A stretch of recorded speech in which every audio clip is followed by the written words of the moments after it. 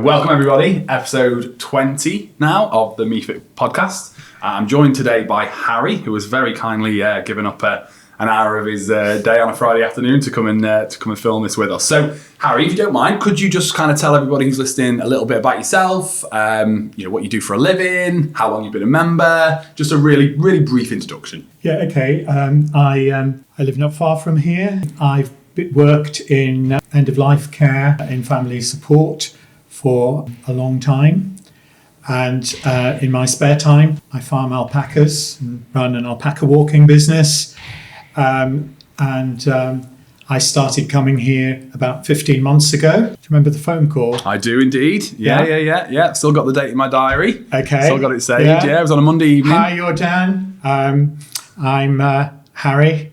Do you take totally unfit fat old guys? Do you remember? I do. That was the intro to the conversation, and it went from there, didn't it? So, and that was actually about 6 years after I'd heard of you. Okay. And it took me that amount of time to pluck up the courage. Wow. Okay. Okay. Well, let's dive into that then. I mean, why did you feel that was? Why did you feel it took you so long? Well, I kind of felt that gyms really weren't for me. I had joined the gym once before. I was shown how to use the machines, and I used to go for a little while.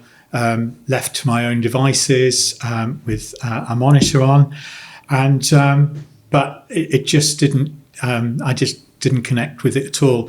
And I'd actually gone to the stage in life where I thought, right, okay, old guy, all downhill now, and that place will be full of fit young people, mirrors, lycra, all that sort of stuff, and I just felt I'd heard so much about it that it might be a little bit different from what I normally expected. And, that was the beginning of an amazing journey, because it is totally different from anything I've experienced in my life. Good. Glad to hear. Well, we'll dive into that a little bit more shortly. But yeah, I do remember the call. I know we had the initial call on a Monday evening. And then I had a scheduled call back in my diary on the Tuesday. I've still got them both in there. So obviously you booked a call in with us. I didn't actually know it had been that long that we'd kind of been on your radar, to be honest. I don't think I knew that. That's interesting to hear. But sort of thinking back to just before then, the initial call we had, what sort of prompted you to think, right, I'm going to do this. I'm going to book a call. I'm going to have a chat with them and kind of see where it goes. Okay, so I'd had a lot of health problems in the past, in long distance past. I'd had surgery for cancer twice, major surgery about 18 years ago. Diet had gone, just off the planet, really. I'd put on a lot of weight. I was wearing clothes that were the biggest size I'd ever worn. I was puffing and panting. I think I remember saying to you, if you can get me to walk up Pride Hill without puffing and panting, I'd be quite happy. And it was, I had summer where my one leg had a bit of lymphedema, and I hadn't done anything about it, but I decided it was probably, health related. And I was humping bags of feed around the alpaca farm, feeling, out of my depth, humping a 20 kilo bag of feed at the time.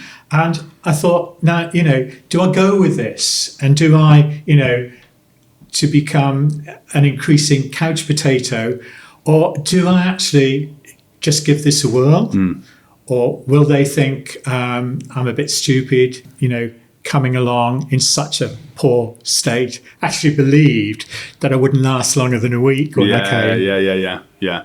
Well, I remember having that initial conversation with you, and obviously there was a lot of uncertainty around it, hence why we obviously arranged to call back in that time. I mean, what were your, I don't know, you've mentioned it a little bit, but what were some of the sort of, even after we had the initial call, what were any of the sort of thought process going on in terms of what did you need to really kind of think through before you then made the decision to say, actually, yes, I'm going to start? Well, I was worried about being able to commit on a regular basis. And, if you come to a place where there is top quality equipment, top quality professional supervision, it's not very cheap, but if you're going to use it, you've got to use it regularly. Yeah. Otherwise, it's worthwhile. I have to say, it's worth every penny you Oh, pay. good. You know, it's really good value for money. Yeah. What we get here, but I didn't. That was one of the things I was thinking. The other thing I was thinking was, could I be committed enough to this to come on a regular basis? Because I wasn't sure I'd got the total motivation to do exercise and fitness stuff, given my history. You know, I worried about my own motivation. Really. Yeah. Obviously, then we had the call back on the Tuesday evening, and you know, you said, "Yeah, I'm going to give this a go." We probably at that point booked your initial consultation. That was with Emily, if I remember right. No, it was Claire. Claire, was it? Claire, of course. Sorry, it was Claire. Yes, cool. Okay, so how did you feel after that? What were your first impressions of? But after the first consultation? Yeah, after the consultation. It was just stunning. Yeah. Absolutely stunning. And it was the first of my brilliant contacts with your team, apart from yourself. And it changed my life. That first conversation actually changed my life because Claire has incredible knowledge of nutrition and insights. She understood the problems I had with colon and things, and dietary implications of that. Yeah. And she actually pointed me in directions that no one in the past 18 years had been able to do. So just that bit itself changed my life entirely because the quality of my daily living through adapting the diet and understanding issues more was dramatic. Yeah. But also the key thing in that conversation was actually working out with Claire what I would value in coming here and what I wanted out of it, and actually not telling me what I needed, but actually helping me work out what my own objectives could be. Yeah. And that was stunning. Good. Absolutely stunning, because it's something that's continued with every trainer I've met here since then. Brill. And obviously you joined us, you know, we always get clients started with a certain time frame program. At the time when you started, it was obviously the 12-week program. How soon within that period of time did you think, this is the right place for me longer term? Because obviously you said there was still some uncertainty around the costings, around the ongoing motivation and consistency. How long did that take for you to know that this was the right thing? The one thing is, I had no idea how valuable this package would be. One thing I haven't mentioned is the in-body scanner. Yeah. And, you know, doing that scan at the beginning and understanding what was going on in my own body and you know, I knew little about visceral fat, really.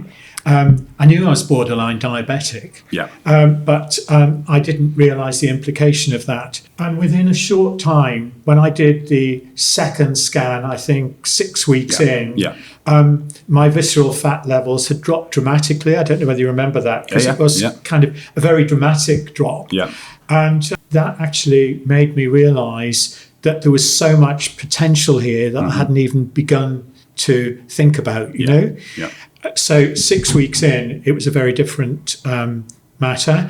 I was beginning to feel, well, perhaps they won't kick me out after all, because I am you know, they don't mind having someone who's like a beached whale half the time round, you know. And actually, the other thing is there's such a lovely community here.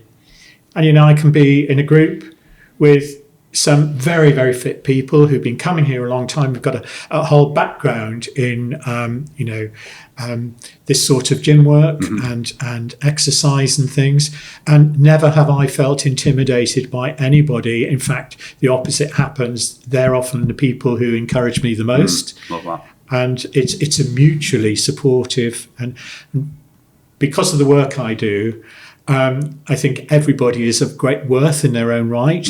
And this place fits in totally with that fundamentally important thing for me. Yeah. Because I know that's great to hear. And I know probably some of the guys who, you know, guys and ladies who you're talking about, because I know what kind of time of day you come in.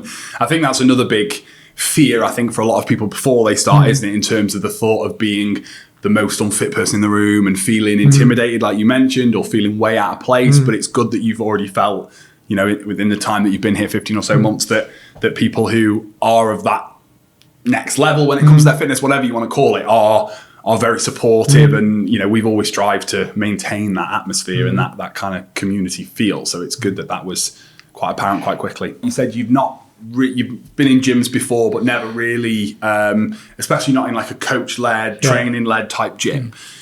Was there anything that kind of surprised you, or what was, in terms of the training sessions, were they what you expected them to be in terms of how the coaches worked for you? Like, what was your kind of initial impressions on that side of things? I think what I value is the mixture of activities within a session.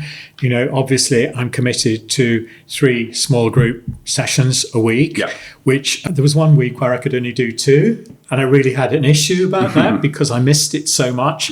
But not only that, the program is so well put together. There's such a mixture of things, and there'll be things that I see on the board and I think, oh no, not those, But what are those things? Just so we know. Russian twists. Okay. Yeah. Not like those. But there are things always. But I know that there'll always be someone there to help me work out the best way of doing that, or an alternative way. And I think the key thing for me has been the professionalism of all the trainers, and the fact that you work as such a coherent team. And it doesn't matter who I've been having the ongoing individual conversations with, all the trainers know me. They know, like I was able to turn to you the other day and say, Dan, what weight should I start on these? And you know exactly where to start me. And it's things like that matter. And it's almost as if, I think one of the values for money you get here is that you have 7 personal trainers, basically, Yeah. I think that's really interesting, actually, because I think that's, for any clients who do come to us who have maybe experienced more of like a one-to-one personal training environment, I think that's sometimes something that they'll not quite understand how that works, because if they've been used to having one trainer with one person and have like one-to-one kind of coaching, then they can sometimes have a not a great understanding of how we can work together as a team. But then that just comes down to, on our end, communicating effectively with one another and making sure that we're all up to date with any significant changes or any kind of injuries or any issues that someone might be facing, overall strength improvements, etc. And I will say, we don't always get it perfectly right, but we do our best to be as close to as we can, so that you're being effective when it comes to your session. So that's good. So in terms of your kind of, there's different angles when it comes to your progress, but in terms of the strength, the fitness side of things, I mean, how do you feel that side of things improved in the 15 or so months that you've been coming? Well, certainly my fitness levels have improved. My blood pressure's just back to normal. Yeah. And this has been very significant in that. I'm now carrying 2 bags of 20 kilo bags of feed round at a time, thinking, it's just like lifting some of those weights in the gym, But constantly, I know I'm improving. It's not fast. It's slow, but I can look back at any week, and remember that I struggled with that a month ago, 2 months ago, and there's this constant encouragement through your own progression, really, which is so obvious because of the way you all work and because of the camaraderie within groups, and people are always keen to tell other people, no matter how long or short they've been here, wow, you're really doing well, you're improving. And it feels like an incredibly mutually supportive community. Excellent. You mentioned you're carrying the 2 bags now rather than just the one. Any other particular areas where you notice, because we're always keen to hear about how the training that we do in the gym passes across to everyday life, because I think fundamentally that's what most of us are here for, aren't we? Like, yes, it's nice to lift a bit more weight or do another rep or 2, but it's how does that impact life, The charity have done very well out of my my old clothes, which in 6 months were predominantly far too big for me. I've actually dropped down 2 or 3 sizes in some clothes. And I think one of the things that I hadn't estimated was what it's done for me psychologically. And I'm an older guy, but actually I am now not a totally unfit fat old guy. I'm a much fitter young old guy. Yeah, excellent. You know? Yeah. Going into that section then, I know as much as everything you said there is fantastic, like we know that for so many people when they're looking to make a start, the big focus is often around things like weight and body shape and all of that. So just run us through what your results have been over the last 15 months in terms of that. You know, you said you've obviously dropped a few like jean size and stuff, but how much have you lost? I know, but I know there's been a bit of muscle gain as well, obviously, I've lost 2 stone and 2 pounds. Yeah. But that weight loss isn't as much of an issue now because I can lose weight a little bit, but have the satisfaction of knowing I've gained some muscle. Mm-hmm. Yeah. And I have. And I actually thought that when you got older, you wouldn't gain muscle. It was all about losing muscle mass and things. And I know it's harder to gain muscle, but I'm really pleased with the amount of muscle I've gained here because I know that my body is in a much better state, probably in a much better state than a lot of people a lot younger than me. Oh, absolutely. You know? Absolutely. And my biggest issue is why on earth didn't I pluck up the courage to come here years ago instead of waiting all that time? But this has become part of my life now, and not just part of it, but a very important part of it. Yeah.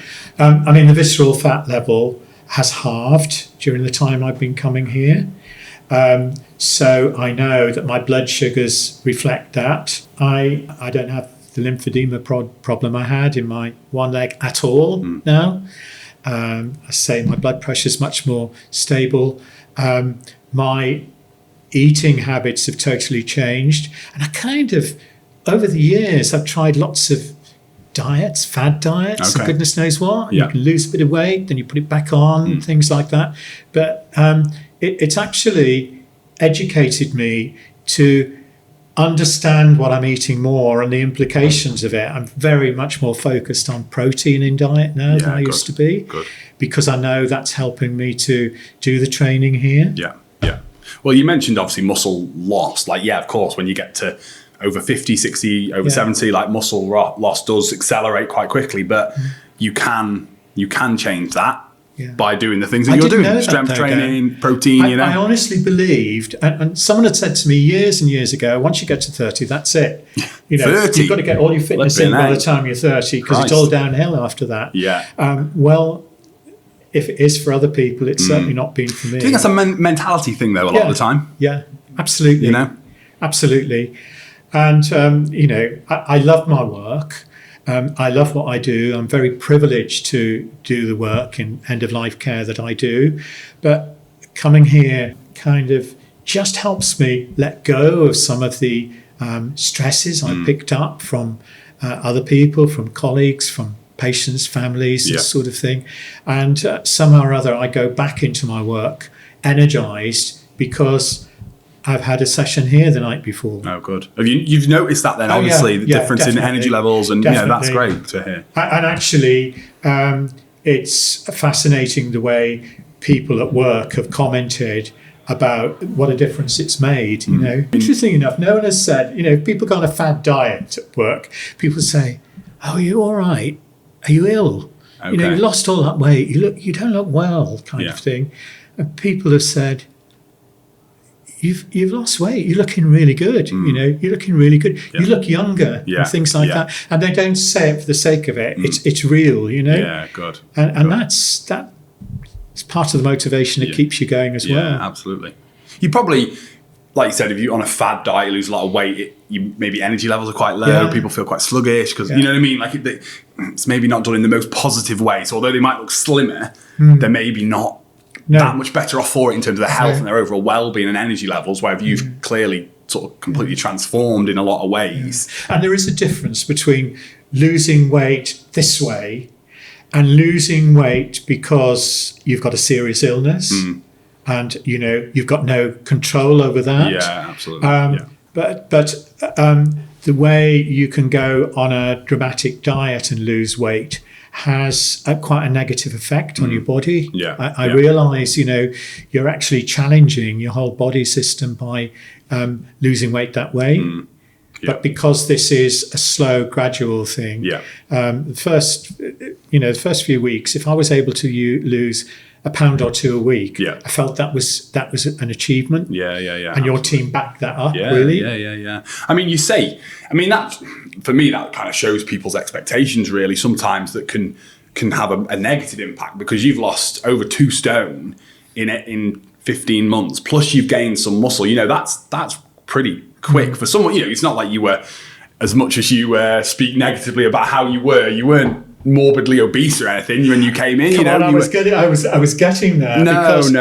definitely in the obese category. Okay, and when I went and got that last suit to wear, and the jacket I needed came with a 40 waist trousers, I thought, that is it. That is beyond. And I told you the story about going into a shop in Wrexham to buy a pair of jeans in the sale. And I walked in a size 38. And asked the chap if they'd got a 36 in those jeans to try on. Tried them on. Came out to the changing room and said, I'm afraid those are a bit too big. We got a 34. And he said, yeah, sure. Went in with 34. Sorry, they're a bit big. Nice. So I had a 32. They were quite stretchy material. Following week, I said to my wife, do you know, those jeans fit really well. Do you think, I think I'll go and try and find another pair. I walked into the shop and this same chap was serving a customer, and he just dropped everything and started laughing. He said, "Do you see that guy who's just walked in? He walked in a 38 and out in a 32 last week." It was hilarious. They were wonders in that shop. But it was, I said, I found the right gym to go to. Excellent. So I'm interested to hear, Harry, like you said, it took me by surprise a little bit, that the fact that we'd been on your radar for such a long time. I don't think I knew that, which is interesting. So just looping back to that a little bit, you said it was maybe 6 years or so. What you just mentioned there is something we hear all the time from people. I wish I'd started sooner. Sure. I wish I'd took the plunge. I wish I'd plucked up the courage or the motivation or whatever it is. What would be your message to someone who's in that boat right now, who's thinking about, not necessarily just here, but generally speaking, they're thinking about doing something to improve their health and fitness, but they're on the fence for whatever reason? What would be your message to that person? I think seeing it advertised, looking on Facebook or wherever you've seen them, or driving past them, it's not enough. I think what you've got to do, if you feel at all interested, you go and explore it. You pick up the phone, you arrange to go out there, you arrange to have a chat with someone from that place, and you have a look around and you get a feel for the place. And don't play around with the idea in your mind, because that's the biggest thing I regret. That first time I saw you saying you do a lot of work with older people over 50s, and I'm thinking, there'll be a few people dotted around, but it'd be full of all these competitive fit young people. And there are a lot of young people here as well, but the incredible thing is that they support people like me as much as they support everybody else, and you support us all equally. But I would say, don't think about it, go and explore it, because life is about trying doors. And, believe me, if you find this door open, it's actually going to change your life completely. Excellent. Just before we kind of close up, Harry, we've covered off a lot of great stuff there, and it's been really, really cool to listen to, your journey and how you found it with us. But I mean, is there any other thoughts that you've got, anything else you'd like to share, or anything else that you feel that we've not kind of covered? You asked me about what I do here and what I enjoy doing. I mean, I never ever thought I would be lifting weights at all, and that's an aspect that is, I have a real sense of achievement, even when I'm struggling to, put an extra 5 on for a bench press or something like that, But in my mind, I know it's only a matter of time before I psyched myself out the other day, didn't I? Yeah. Just on 2. And I felt so upset with myself because it was only 2. You Yeah. know, I'd done 1. But imagine 2 years ago, imagine telling wouldn't have done Harry it of at 2 all. years ago Yeah. that you're going to be disappointed that you didn't get a new 2-rep max on bench press. Imagine that thought process. It would Yeah. be inconceivable, wouldn't it? Yeah. To, you know, without speaking for you, Yeah. but knowing how much you've changed in the Yeah. 15 months. And that's something that we have a lot. Like, our gym is full of people, and I believe you're someone who would never have viewed themselves as a gym person. No. And they often think the gym is not for me. And I Yeah. think, you know, we've done a few posts about this recently, how I think a lot of that is based on the fact that they've not found the right gym Yeah. for them, with the right type of training, the right type of environment, the right type of community, the right type of coaching. You know, I preached in my local church last Sunday. Did I tell you? No? It's in Jeremy's church in Overton. And it was about Jesus choosing the disciples and what a motley crew they were. And he chose all these different sorts of people. And I actually talked about when I was a kid, and, you know, the fit lads would always be captain of the football team and things. And I was never chosen. You know, I was the fat kid at the end, you know, who didn't get chosen. And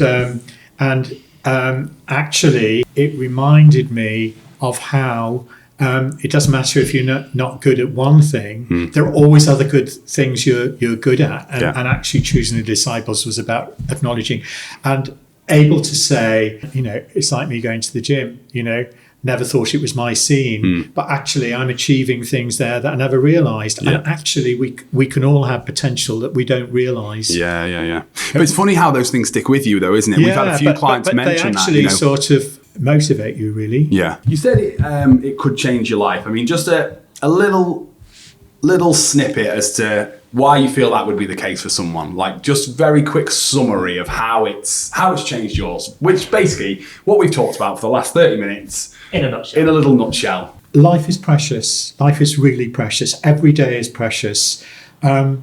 We are given the body, the appearance, the gifts and skills we've got. And because of the work I do, I realise that we've got to treasure every little bit. We've got to do that for not just for ourselves, but for our families. And I think coming here has given me a self-respect. It's also helped me to become a person, or to continue to grow as a person. And I would say we've all got potential we don't realise. And here in this place is an opportunity to realise so much potential and actually feel so much better about every day as it comes, because of what we're achieving and what we're able to achieve with other people. Big thank you to you, Harry, for coming down and sharing that with us. Just from our side, it's been an absolute pleasure, honestly. Like, ever since the initial call, I remember getting you started. I remember saying to the team, like, you know, Harry will be great to work with, because I think straight away you could tell that you were going to bring an energy and an enthusiasm. I love it. Which has definitely been the But it case. is, honestly, I mean, part of my motivation was because I was working with a 46-year-old chap with a brain tumour, young kids, and he was doing everything he could to get himself as fit as possible. He was losing his mobility, he was losing his speech, he was losing everything, he was losing his family and everything.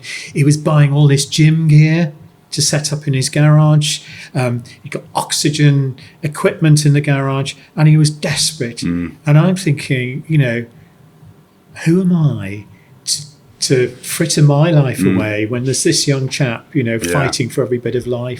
We have to be responsible. Yeah, Joe, a really interesting perspective. Not one that I think a lot of people would think about, but you know, I feel like we've got a duty to ourselves and to the people around us, haven't we, to be the fittest, healthiest versions of ourselves. And obviously, we're very biased here towards it because that's what we do for a living. But I just think, you know, we see so often the impact it has it has and also the people around them. That it's. I view the best thing you can do. You haven't met Ros, my wife, but she's a size 10, eats huge bars of chocolate, you know, and one of the lucky ones. Change, But she's lovely, and we've been together a long time. But she's kind of like it's changed us. We've got a different sort of relationship, really, and she is as excited and as supportive about it as I am, really. Good. She won't come with me, but... That's cool. Right, Harry, we're going to finish up there. Thank you so much for your time. It's been an absolute pleasure. I hope everyone who's watched this has enjoyed this episode as much as I have. It's been really, really cool to hear your journey, Harry. So thank you again for your time. Big thank you for listening to this episode, and everyone. And be sure to subscribe to our podcast on whatever platform you're using to listen. And we will see you in the next episode. Thank you.